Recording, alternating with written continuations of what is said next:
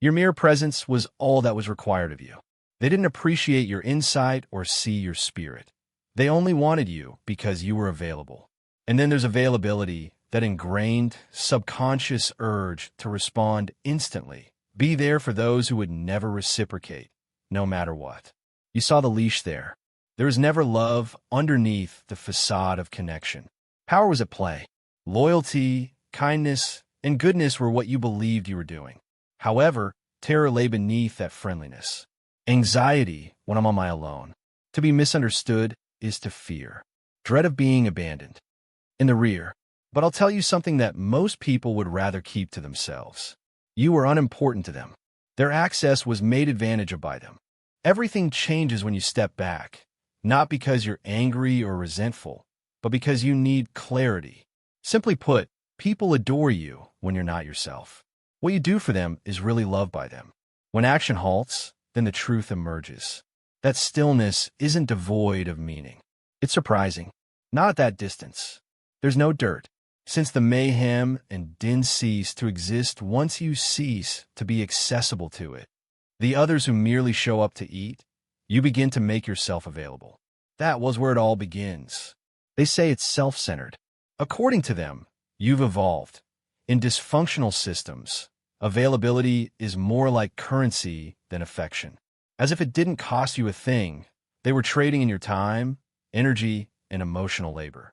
No matter how many times you said yes to them, you were secretly telling yourself no. You could feel the cracks. With weary eyes, you grinned. You sacrificed while your spirit went hungry. During the connection process, you lost your individuality. Why? For the simple reason that you were taught that being approachable characterized a decent person. You were unaware that being reachable renders you susceptible to any exploitation imaginable. All predictions, all exhausting meetings. For those who never desire wholeness, you were a savior. Whenever those who used you were unable to confront their own reflection, you served as a mirror for them to break. Seeking the truth?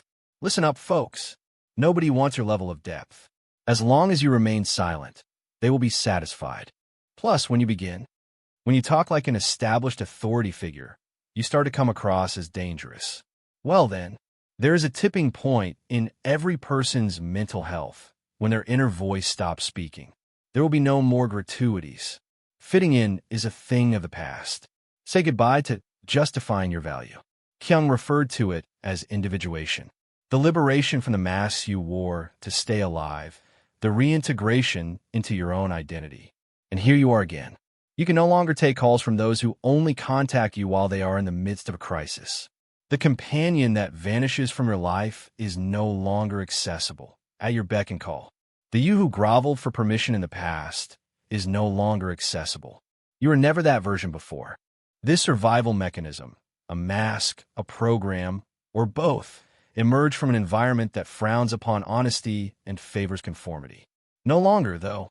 Your history does not control you. People's preconceived notions about you do not have to control you. People who can't or won't respect you are no longer allowed to rent your life.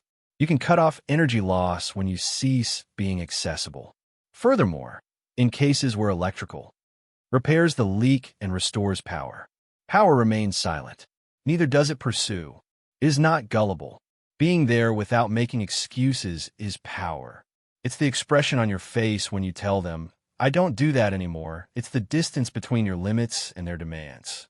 You take a deep breath before deciding not to explain anything because you don't have to give them access. Get some peace for yourself. Furthermore, ensuring the comfort of others is not the path to genuine peace. It is the result of being true to yourself. That's among transforming stuff. In here, it's shouting. The wind has died down. People will stop supporting you. People will be frightened of you. Those who are faithful solely to your disorder will be disappointed. Listen up, though. Tearing them apart is not a tragedy. It is the position. You are noticed by those who remain. They never left the ones who do. This has nothing to do with getting chilly. Acquiring clarity is the goal. Determine exactly what you will not stand for any longer. Confident in your rightful entitlements. You must be aware of the value of your energy. Make sure you understand. Embrace the opportunity to build your soul. Your time, concentration, and serenity will no longer be up for debate the moment you make that decision. Everything changes. People either adapt or vanish. And, it's a blessing anyway. So, don't be available. Avoid being a punchline. Remain impenetrable to disorder. And behold, as your need for approval unlocks, life's doors open like a kingdom. Simply said, when you make yourself unavailable to things that deplete you, you make yourself irresistible to things that strengthen you. Very well done. Having cut ties with the background noise, and now that the illusory links are dissolving, you find yourself on the brink of an experience that most people would rather avoid. Objectivity, and not the idealistic, flowery type found in affirmations and guided meditations. Clear thinking is aggressive in the beginning. It shreds delusions. It rips the framework of identities you were forced to adopt in order to stay alive. It rips the safety net you were using and puts a mirror in its place. The person you've been trying to avoid all along finally appears to you in that mirror. Who are you? No position, no facades, no one to astound. This is the reality. Here is the real scoop on your hiding place. The reality of your self-deceit in your pursuit of popularity. What's really going on with all the energy you put into attempting to get what should have been freely given: love, respect, and recognition. Having clarity does not mean waking up peacefully. It's an argument. If you make it through, though, you'll see that this wasn't the world you were meant to save. Mediocrity was something you consented to, because someone else's vision clouded yours for the better part of your life. I don't. Stolen. Taken over by educators who instilled the value of realism, by romantic partners who discouraged ambition, and by institutionalized norms that taught you to compromise your values for social acceptance. Do you not perceive it now? The whole thing they said was secure was really just a cage. And now that the mist has lifted, the little existence they had planned for you has no access to you anymore. They have no idea what you're creating. Knowing what is does not constitute vision. Being the one to make something that doesn't exist just yet is the goal. You failed to realize your dreams. It was up to you. You assert it. You create it. You make a point of residing inside it before anyone else does. It's at that point that the majority of individuals fall short. They don't believe until other people do. Until the applause starts, they do nothing. Yet, clapping does not constitute affirmation. An unintended consequence. Keep quiet while you construct. You have to have faith in the absence of proof. Walking like your feet is essential. Locate your way even in the absence of a map. Vision is not a still image. A contract with your future, a frequency, and an identity all say that regardless of what I develop into this. Plus, you can't see anything that isn't in alignment. Reason being, you're free to be creative now that you're not accessible to turmoil. However, let's move on to discussing the factors that drive such innovation. Rules and structure, not the superficial kind peddled in self-help manuals. Get out of bed at 5 in the morning, as well as consume chilled water. The kind of punishment that causes pain is what I have in mind. Those that call for one's demise. Distractions are dead. Your ease has died. Dissolution of the hypocritical self. Regulation is. Battle of the spirit. You swear to yourself that you will follow this vow regardless of the weather, your level of exhaustion, or the fact that no one is cheering you on. Consistently becoming undeniable is an ongoing practice. Consciously ignoring the part of yourself that would prefer to scroll, whine, or act like it's not time, yet is refusing to negotiate. As long as motivation is dormant, discipline will remain silent and unmoving. Discipline demonstrates faith. If your vision was truly important to you, you would pursue it with all your might. That is why it works. Is self-control your driving force, or are you only intrigued? We will now delve farther. Because the foundation of all change is a disciplined activity. Moral conviction. Disregarding your online beliefs. Not the faith you act out in a screenplay. What I mean is the conviction that resides in your spinal column. That one that makes you feel something before you can even put your feelings into words. The one that molds your gaze, tone, and posture. That conviction, it's not a skill you can acquire. Because it was always there, it is something you can reclaim. in a state of shame, buried beneath the weight of comparison, beneath the wounds inflicted by a world that instilled doubt in you long before your dreams were ever notion. But faith does not depend on approval from outside sources. The focus is on remembering. The practice of remembering one's identity prior to external influences. Recalling your aspirations prior to being presented with a job description. Remembering how your voice sounded before you learned to control it for social acceptance. Belief connects your current situation to your destiny. And each time you question your abilities, when you apologize for your authority or hesitate for fear of coming across as too much, you erode that relationship. Belief, however, recreates it. Silently, without shame, every day. This life is not meant for you to endure. Your purpose here is to rise above it. What every powerful soul has endured must be addressed by you if you want to transcend. Dealing with pushback, rejection, and the smoldering quiet of working without praise.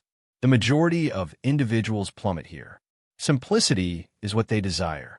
Instant gratification is what they seek. In other words, they desire outcomes that do not include opposing viewpoint. But I'll keep this hidden from you. Opposition is a call to action. To go to the next level, you must overcome the resistance. In other words, it's a measure of how badly you want it. How far down the tree do you go? Do you intend to stoop or to soar? Embrace the challenge. Refrain from avoiding it. Embrace it as a valuable instructor. For the more challenging the journey, the more lucid the destination. You can now experience what was once possible since you are no longer susceptible to the diversions that once watered down your fate, perpetually awaiting your return after your self-sacrifice. The power you acquire is more important than the power they bestow upon you. Very well done. Something peculiar will come to light now that you are no longer wasting energy on things that never merited it. People, habits, and stories. While everything around you becomes increasingly chaotic, your spirit finds a relative calm. The next power you'll need to harness is there in the quiet. Resilience, not ego, not toughness, and refusing to let things get to you. True toughness, one that can be bent without snapping. This kind, where suffering becomes meaning rather than performance. The kind that stares down pain and says, I'm still here. Winning doesn't make you resilient. Silence, failure, and abandonment are the conditions that shape it. Those nights when you decide not to quit, and no one is around will carve it into your bones. Telling the world to stop, and you quietly saying, watch me, that's resilience, not arrogance. There it is. Discovering your true identity after being buried by others is what it means. Being secure in the knowledge that your identity will not crumble when circumstance. Resilient people don't just bounce back. They keep moving forward. The old is not rebuilt. They reimagine who they are. Less capable people would not have survived the storms you have weathered. You weren't only able to endure. You made magic. Remain confident. Earning something is more important than having it handed to you. We can talk about what will keep you alive in a world that continues changing now that you've recognized your root. The ability to adjust. Death comes slowly to those who resist change. Maybe not physically, but importance, impact, and function. Evolution is impossible to evade. Comfort is not an option. Reason being, the hardest workers rarely reap the rewards. Those that are quick to adapt, who can change direction without worrying, and who can gracefully discard what is no longer relevant will be rewarded. It's not real security. Integration was the term used by Jung to describe it. To complete by bringing together all elements, both familiar and unfamiliar, bright and dark. I call that flexibility. It's that state of mind where you can switch places without sacrificing who you are. Just when you thought you might be able to keep your career, your relationship, or your honor and continue to live by the truth. Since reality is not a function. Nothing more than that. Your true self emerges when everything else is taken away. Flexible individuals aren't scared of change. Knowing that the soul is dynamic, they take the initiative to do it. There's life in it. Change is occurring. Writing from scratch is what it is. Allow the stiff to snap. As fire manipulates the wind, you also bend. The way you move is so smooth like water. Like a free spirit, you adapt to new circumstances. But if you want to grow, change, and go beyond, you have to go from being an information consumer to a student. Someone who learns from each setback, betrayal, and collapse in life. Reason being, literature can't replace real-world experience. Disagreement is a means of instruction. Plus, you won't be able to learn anything useful from experience if you take offense at every lesson. Make the most of your quiet time. Your triggers can teach you a lot. In other words, we didn't keep doing the same things over and over again because life despises you. You just weren't prepared to grow out of them yet. To learn, one must be humble. I may not know everything, but I am confident that I will learn it all, is the spirit of humility. That's the true distinction between being lost and becoming. Becoming who one must be. One responds, the other gains knowledge. One becomes mired in narratives, the other reimagines them. One seeks approval in order to develop, the other develops autonomously. Are you observing the environment around you, or are you actively seeking knowledge about who you are? Because every seeker finds their moment when they study themselves thoroughly. That point when everything comes full circle. The time when the tempests subside and the hidden reality becomes apparent. It is you. We're intact throughout. Expectations, indoctrination, roles, rituals, and rules that did not truly belong to you ensnared you. Being accessible to them is now over. Traditional methods of contacting you have long since failed. Calls from the past no longer reach you. You have silenced the voices who tried to control you through false love, remorse, or shame. Because you're no longer accessible to them, you are wholly available to yourself. At that point, the story reaches its peak. When you cease to exist as accessible, you cease to take part in the debasement of yourself. Stop letting the worst people get the best of you. Whenever it's your turn to bleed, you stop showing up for those who disappear. Put an end to acting like your presence is a prerequisite for peace. Simply being physically there is not enough to achieve the pinnacle of presence. Being in harmony is it. According to your principles, goals, dreams, truth, healing, and progress. Distractions, the desire to settle down, and temptations abound in our life. Regain access to the confines you previously left. However, they will not disclose this to you. The day you accept that no one has any right to demand that you conform to their idealized picture of you is the day you become untouchable. Nobody was ever meant to understand you. Being authentic is in your DNA. You didn't come into this world to be vulnerable to energies that sap your strength. Your purpose in life is to safeguard the vibration that forms you. Keep it safe. Ensure the utmost respect for your time. Keep your thoughts safe as if they were royalty. Be cautious with your presence, as it is valuable. Simply put, it is be increased. Being inaccessible to the wrong things makes you more appealing to the right ones. Then you'll realize that you're no longer chasing after all. Peace comes, power stabilizes, vision sharpens, alignment deepens. Your life has always been marked for special treatment, because rising silently, unapologetically, irrevocably occurs when you cease to be accessible to what's underneath you. As you climb, you'll encounter the version of yourself they'll never be able to mute, purchase, or shatter. Who you truly are, all of you, the liberated you. The moment you encounter that variant, the game changes.